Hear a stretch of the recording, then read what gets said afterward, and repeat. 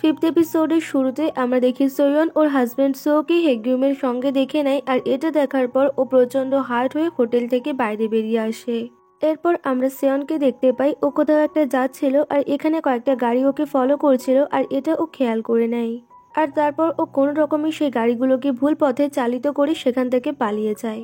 দেন আমরা দেখি সেয়ন কিমজুনের সেক্রেটারিকে সেই গাড়ির নাম্বারগুলো বলতে লাগে যে গাড়িগুলো ওকে আজকে ফলো করছিল। তো এখানে সেক্রেটারি ওকে বলতে লাগে যে ঠিক আছে, আমি চেক করে দেখছি যে এই গাড়িগুলো কাদের। পরের দৃশ্যে আমরা দেখি সোয়ন সোকে মেসেজ করে বলতে লাগে যে আমি জানি তুমি এখন কোথায় কার সঙ্গে রয়েছো। আর ওর এই মেসেজটা দেখা মাত্রই সো অনেক বেশি চমকে যায় আর তাড়াতাড়ি করে বাড়ি ফিরে যায়, কিন্তু ও বাড়িতে এসে কাউকেই দেখতে পায় না।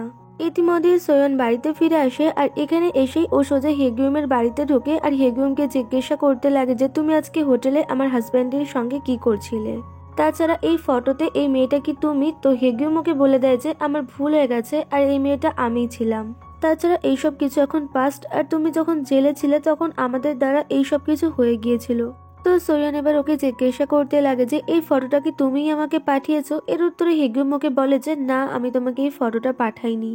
আর সুহো আমার সঙ্গে এই কারণেই দেখা করেছিল যে এটা জানার জন্য যে আমি এই ফটোটা তোমাকে পাঠিয়েছি কিনা। সোয়ন এবার এখান থেকে বেরিয়ে যেতে লাগে, তো হেগিউম ওকে আটকানোর চেষ্টা করে, কিন্তু সোয়ন ওকে বলে দেয় যে তুমি আজকের পর থেকে আর আমার নাম ধরে ডাকবে না। আর এটা বলার সঙ্গে সঙ্গে ও এখান থেকে চলে যায়। সোয়ন এবার বাড়িতে এসে সোকে ইগনোর করে সোজা নিজের রুমে চলে যায় আর সেখানে গিয়ে প্যাকিং করে বেরিয়ে যেতে লাগে। তো সুহো এবার ওকে আটকায় আর বলতে লাগে যে তুমি যাওয়ার আগে আমার কথাটা তো একবার শুনবে। হ্যাঁ, আমি মানছি আগে তোমাকে পুরো সত্যিটা আমি বলিনি, কারণ আমি ভয় পেয়ে গিয়েছিলাম যে তুমি আমার প্রতি রেগে আমাকে ছেড়ে চলে না যাও। তুমি আমাকে প্লিজ বিশ্বাস করো, আমার সাথে হেগিউমের কোনো সম্পর্ক নেই, আর যা কিছু হয়েছিল পাস্টে এখন আমাদের মধ্যে আর কিছুই নেই। ওর এইসব কথার পরিপ্রেক্ষিতে সোয়ান ওকে বলতে লাগে যে হ্যাঁ, আমি এটাও মেনে নিচ্ছি যে তুমি আমাকে সব মিথ্যে কথা বলেছো, কিন্তু তুমি আমার মাকে ওই ফটোটা কেন পাঠাতে গেলে? তুমি জানো আমার মা কত ভেঙে পড়েছে। ওর মুখ থেকে এমন কথা শুনে সো অনেক বেশি অবাক হয় আর ওকে বলতে লাগে যে আমি তোমার মাকে কোনো রকম কোনো ফটো পাঠাইনি, কিন্তু সোয়ান এবার ওর কোনো কথাই শোনে না আর এখান থেকে রেগে বেরিয়ে যায়। এরপর আমরা কিমজনকে দেখতে পাই, ও এখানে কয়েকজন লোকের সঙ্গে পার্টি করছিল, আর এখান থেকে একটা লোক বাইরে বেরিয়ে যায় টয়লেট করার জন্য। আর তারপর সেই লোকের পিছু পিছু কিমজনের সেক্রেটারিও যায় আর ওকে জিজ্ঞাসা করতে লাগে যে তুমি আজকে আমাদের একজন লোককে ফলো কেন করাচ্ছিলে।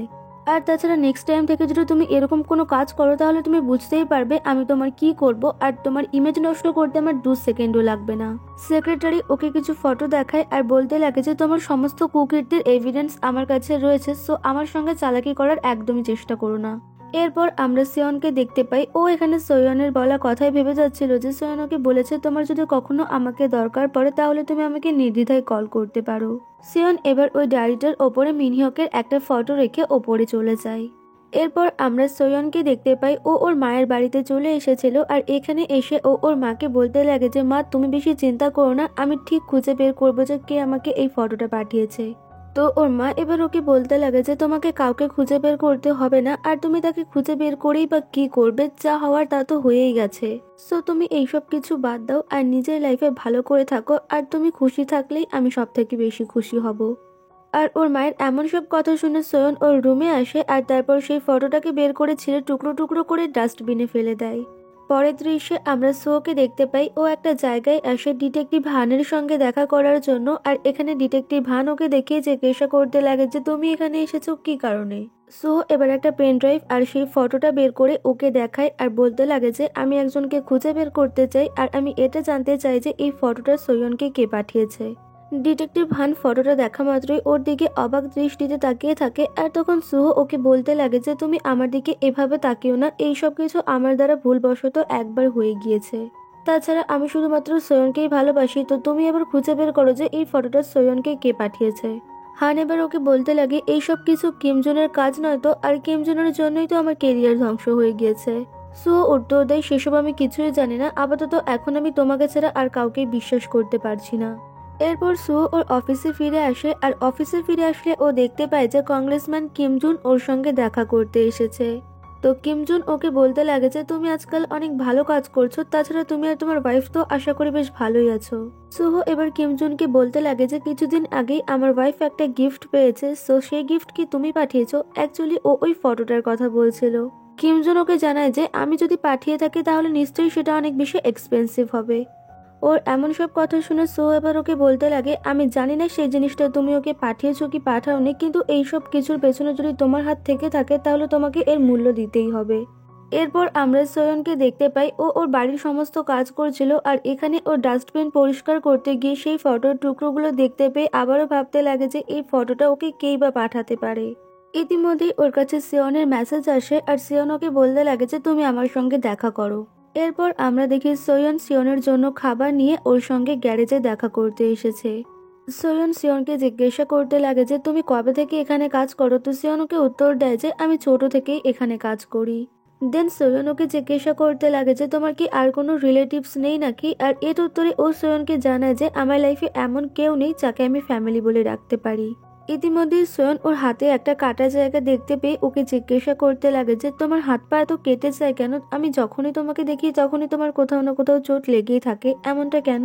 সিয়ন উত্তর দেয় এই জবটার পাশাপাশি আমি আরো একটা পার্ট টাইম জব করি। আর ওর এমন কথা শুনে সিয়ন ওকে জিজ্ঞাসা করতে লাগে যে সেই জবটা কি অনেক বেশি ডেঞ্জারাস। সিয়ন উত্তর দেয় ডেঞ্জারাস হলে কি হবে, এই জব থেকেই সব থেকে বেশি টাকা পাওয়া যায়। আর তখন সিয়ন ওকে বলতে লাগে যে হ্যাঁ মানছি লাইফে বেঁচে থাকার জন্য টাকার প্রয়োজন, আর তার মানে এই নয় যে টাকার জন্য নিজের জীবন বাজিয়ে রাখতে হবে। আমার মনে হয় তোমাকে এই সমস্ত ডেঞ্জারাস কাজ অ্যাভয়েড করা উচিত, আর এমন ভাবে জীবনযাপন করতে তোমার কষ্ট হয় না। এর উত্তরে সিয়নকে বলতে লাগে যে এইসব কিছু আমার অভ্যেস হয়ে গেছে, সো আমার কিছুই মনে হয় না। সিয়নকে জিজ্ঞাসা করতে লাগে তুমি কি খুঁজে পেয়েছো কে ওই ফটোটা তোমাকে পাঠিয়েছিল?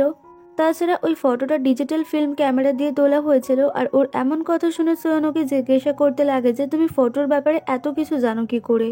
সিয়ন উত্তর দেয় আমি অনেক পার্ট টাইম জব করি আর ফটোগ্রাফি তার মধ্যেই একটা। এছাড়া আমি লোকজনকে খুঁজেও বের করি, তো তুমি যদি চাও যে আমি তোমার হয়ে সেই লোকটাকে খুঁজে বের করি আমি সেটাও করতে পারি। কিন্তু সোয়ন ওর কাছে এই বিষয়ে কোনো হেল্পই চায় না, আর একটা মেডিসিনের প্যাকেট দিয়ে ওকে বলতে লাগে যে হ্যাঁ আমি মানছি তোমার এইসব চোটে এখন আর তেমন কিছু মনে হয় না, কিন্তু তারপরেও তুমি মেডিসিনগুলো খেয়ে নিও আর তুমি নিজের খেয়াল রেখো। আর এটা বলে সোয়ন এখান থেকে বেরিয়ে যায়। ইতিমধ্যে সুজিন এখানে এসে উপস্থিত হয় আর সিয়নকে বলতে লাগে যে আমি একটু আগেই ওই মেয়েটাকে দেখলাম আর ও সত্যি এমন অ্যাক্টিং করছিল যেন ও তোমার সত্যিকারের গার্ডিয়ান। সিয়ন ওর এইসব কথায় তেমন কোনো কান দেয় না আর ওকে সোজা এটা জিজ্ঞাসা করতে লাগে যে আমি তোমাকে যে কাজটা দিয়েছিলাম সেই কাজটা কি হয়েছে? সুজিন এবার ওর ব্যাগ থেকে কিছু ডকুমেন্ট বের করে সিয়নকে দেয় আর মিনহকের একটা ফটো দেখে ওকে বলতে লাগে যে ও আপাতত জুয়ার নেশায় আসক্ত হয়ে গেছে, সো তুমি ওকে জুয়ার কোনো ক্লাবে অবশ্যই খুঁজে পেয়ে যাবে। তাছাড়া আমি যদি না থাকতাম তাহলে তোমার কি হতো? সিয়ন উত্তর দেয় তুমি না থাকলে আমার কিছুই হতো না, আর আমি ভালোভাবেই তোমাকে ছাড়াই বাঁচতে পারবো। ওর এমন কথা শুনে সুজিন চিৎকার করে ওঠে আর ওকে বলতে লাগে যে আমি তোমার জন্য এত বড় একটা কাজ করে দিয়েছি আর তুমি তার দাম আমাকে দেবে না? এরপর আমরা দেখি সিয়ন সুজনকে নিয়ে রাইডে বেরিয়েছে আর এখানেই এই সিনটা কাট হয়ে যায়। এরপর আমরা দেখি সোয়ন আবারও সেই ফটোটা আঠা দিয়ে জোর লাগিয়ে নিয়েছে আর এবার ও ফটোটার পেছনে দেখতে পায় যে একটা ওয়েবসাইটে লিংক দেওয়া রয়েছে। তো সোয়নের এবার মনে পড়ে যায় যে ওকে যেই ফটোটা পাঠানো হয়েছিল সেই ফটোর পেছনে কোনো কিছুই লেখা ছিল না, কিন্তু ওর মাকে যেই ফটোটা পাঠানো হয়েছে সেই ফটোর পেছনে একটা কিছু লিংক দেওয়া রয়েছে। ফলে ও সেই লিঙ্কটা ইন্টারনেটে সার্চ করে আর এখানে ও দেখতে পায় যে এক মহিলার অ্যাক্সিডেন্টের ব্যাপারে লেখা রয়েছে। আর এই আর্টিকেলটা লিখেছিল রিপোর্টার জিনহুই। তো সোয়ন এবার রিপোর্টার জিনহুইকে মেল করে বলে যে আমি আপনার সঙ্গে এই কেসের ব্যাপারে কথা বলতে চাই। পরের দৃশ্যে আমরা দেখি সোয়নের শাশুড়ি ওর সঙ্গে দেখা করার জন্য ওকে ডাকে আর ওকে বলতে লাগে যে শুনলাম তুমি নাকি এখন তোমার মায়ের বাড়িতে রয়েছো, আর আমি জানি না সোর সঙ্গে তোমার কি ঝামেলা হয়েছে, কিন্তু আমি এটা মোটেও চাই না যে তোমার জন্য আমার ছেলের রেপুটেশন নষ্ট হোক। তাছাড়া মিডিয়াতে যদি এই ব্যাপারটা সম্পর্কে জানাজানি হয়ে যায় তাহলে আমার ছেলেরই রেপুটেশন নষ্ট হবে, আর এইসব কিছুর রেসপন্সিবিলিটি তোমাকে নিতে হবে। আর আমি চাই না তোমার জন্য আমার ছেলের কেরিয়ারে কোনো দাগ আসুক। এরপর আমরা দেখি সোয়ন বাড়িতে এসে অনেক কান্নাকাটি করছে আর ঠিক তখনই ইউরি ওর কাছ থেকে ফিরে আসে আর ওকে কান্নাকাটি করতে দেখে নেয়। ইউরি ওকে জিজ্ঞাসা করতে লাগে যে তোমার কি হয়েছে, কিন্তু সোয়ন ওকে বলে যে না আমার কিছুই হয়নি। আর ওর এমন কথা শুনে ইউরি সোজা সোর সঙ্গে দেখা করার জন্য চলে আসে আর সোকে বলতে লাগে সোয়ন আজকে অনেক কান্নাকাটি করছিল আর তোমার যদি এইসব কিছু পাশের বাড়ির মহিলার সঙ্গে করারই ছিল তাহলে তুমি আবার এখানে ফিরে কেন আসলে? সোকে বলতে লাগে আমি আমার দ্বারা করা ওই ভুল ঘটনা আমাদের জীবন থেকে মুছে ফেলতে চাই, তাছাড়া আমি সোয়নকে হারাতে চাই না, আর সেই কারণেই আমি এখানে ফিরে এসেছি। এদিকে হেগিউম ওদের এই সমস্ত কথা শুনে নেয়। পরের দৃশ্যে আমরা এদের দুজনকে দেখতে পাই আর এখানে সোয়নের মা সোয়নকে বলতে লাগে যে আমি চাই তুমি আবারও তোমার জবে ফিরে যাও। তাছাড়া তোমার কলেজ থেকে আবারও তো তোমাকে লেটার পাঠানো হয়েছে জবের জন্য। তো সোয়েন ওর মাকে বলতে লাগে যে হ্যাঁ, আমি এই বিষয়টা নিয়ে ভেবে দেখছি। ইতিমধ্যে সোয়েনের কাছে রিপোর্টার জিন হুইয়ের কল আসে, আর জিন হুইয়ের কল আসা মাত্রই সোয়েন রিপোর্টার জিন হুইয়ের সঙ্গে দেখা করতে চলে যায়। এখানে এসে ও রিপোর্টারকে বলতে লাগে যে আপনি 2017 সালে যেই আর্টিকেলটা লিখেছিলেন একটা মহিলার অ্যাক্সিডেন্টের ব্যাপারে, আমি সেই মহিলার ব্যাপারে জানতে চাই। এবার রিপোর্টার জিনহুই ওকে বলে যে আপনি যেই মহিলার ব্যাপারে আমার কাছে জিজ্ঞাসা করছেন সেই মহিলা আর কেউ না, বরং জিউংয়ের ওয়াইফ। আর আমি সেই জিউংয়ের কথা বলছি যাকে কিনা আপনি মার্ডার করেছেন। আর সোয়ন রিপোর্টারের কাছ থেকে এমন কথা জানতে পেরে তো প্রচন্ড শকড হয়ে যায়। এরপর ও ওর ব্রাদার ইন ল তেহোকে কল করে বলতে লাগে যে আমি উনমিন নামের একজন পেশেন্টের ব্যাপারে জানতে চাই। সো তুমি একটু খোঁজ করে দেখো যে এই নামের মহিলা কোন হসপিটালে ভর্তি রয়েছে। এরপর আমরা সিয়নকে দেখতে পাই, ও একটা জুয়া খেলার ক্লাবে এসেছিল মিনহিয়ককে খোঁজার জন্য। আর এখানে এসে ও কিছুক্ষণের মধ্যেই মিনহিয়ককে খুঁজে পেয়ে যায়। তো এখানে ক্লাবের কিছু স্টাফ মিনহিয়ককে বলতে লাগে যে বলেছি না তুমি এখানে আর কখনো আসবে না। আর ইতিমধ্যেই পুলিশের রেড এখানে পড়ে যায়, ফলে সবাই এখান থেকে পালানোর জন্য চেষ্টা করতে লাগে। তো সিয়ন এখানে মিনহিয়ককে নিয়ে অন্য একটা রুমে চলে যায়, আর এখানে এসে মিনহিয়ক জানালা দিয়ে ঝাঁপ মারে পুলিশের হাত থেকে বাঁচার জন্য। আর এই ঝাঁপ মারতে গিয়ে মিনহিয়কের পেটে একটা ধারালো অস্ত্র ঢুকে যায়, আর এটা সিয়নও খেয়াল করে। ফলে সিয়নও এবার জানালা দিয়ে ঝাঁপ মারে, আর তারপর মিনহিয়ককে নিচের গাড়িতে উঠিয়ে হসপিটালে নিয়ে আসে ওর চিকিৎসার জন্য। এদিকে তেহো সোয়নকে কল করে জানায় যে উনমিন নামের এই মহিলা এখনো আমাদের হসপিটালেই ভর্তি রয়েছে। আর সোয়ন ওর এই কথা শোনা মাত্র এই হসপিটালে চলে আসে উনমিনের সঙ্গে দেখা করার জন্য। আর এদিকে সিয়নও মিনহিয়ককে নিয়ে এই হসপিটালেই এসেছিল। অন্যদিকে সোয়ন উনমিনের কেবিনে আসে ওর সঙ্গে দেখা করার জন্য। আর এখানে আসলে ও দেখতে পায় যে উনমিনের অবস্থা তো খুবই খারাপ।